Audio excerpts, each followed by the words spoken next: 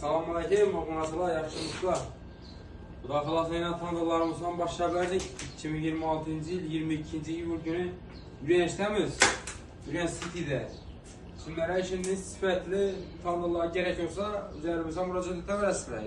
Şimdi etip ecayip etip kurup akartilip çok çekip beklemiz hürmetli abunasılar. Bu tandırımız Bru 20'lik oldu. Bu tandırımız Bru oldu.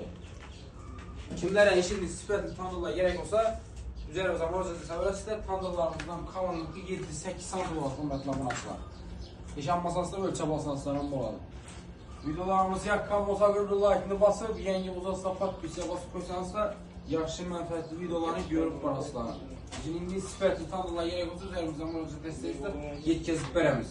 Nanın arkasına kesek yapış video tanıdıqlar gerek olsa hürmetli abunasılar. Bu videolarımızın yaxşı tanır izlə bilən yurttaşlarımıza təşəkkür edirəm. Sağ olun.